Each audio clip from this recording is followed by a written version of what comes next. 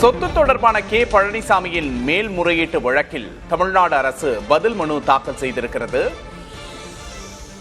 2021 தேர்தலில் சொத்து தொடர்பாக வேட்புமனுவில் தவறான தகவலை பழனிசாமி குறிப்பிட்டதாக வழக்கு இருந்தது. மேல்முறையீட்டு மனுவை உயர்நீதிமன்றம் நிராகரித்தால் உச்சநீதிமன்றத்தில் பழனிசாமி நிராகரித்ததால் முறையீடு செய்திருக்கிறார். அதற்கு தமிழ்நாடு அரசு பதில் மனு தாக்கல் செய்திருக்கிறது. அண்மை செய்தியை பார்க்கிறோம். எடப்பாடி கே பழனிசாமியின் மனுவை தள்ளுபடி செய்ய வேண்டும் என்று தமிழ்நாடு அரசு கோரியிருக்கிறது. சொத்து தொடர்பான கே பழனிசாமியின் மேல்முறையீட்டு வழக்கில் தமிழ்நாடு அரசு பதில் மனு தாக்கல் செய்திருக்கிறது. எடப்பாடி கே பழனிசாமியின் மேல்முறையீட்டு மனுவை தள்ளுபடி செய்ய வேண்டும் என்று தமிழ்நாடு அரசு வலியுறுத்தியிருக்கிறது.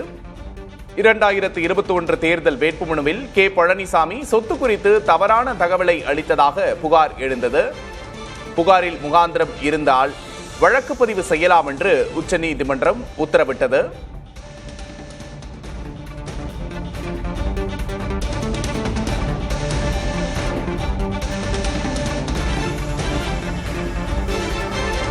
எடப்பாடி கே பழனிசாமியின் மேல்முறையீட்டு மனுவை தள்ளுபடி செய்ய வேண்டும் என்று தமிழ்நாடு அரசு மனு தாக்கல் செய்திருக்கிறது.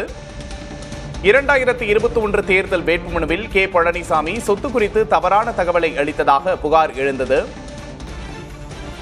புகாரில் முகாந்திரம் இருந்தால் வழக்கு பதிவு செய்யலாம் என்று சேலம் நீதிமன்றம் உத்தரவிட்டிருந்தது. இந்த நிலையில் இதனை எதிர்த்து உயர்நீதிமன்றம் மேல்முறையீட்டு மனுவை நிராகரித்ததால் உச்சநீதிமன்றத்தில் மனு தாக்கல் செய்திருந்தார் எடப்பாடி பழனிசாமி.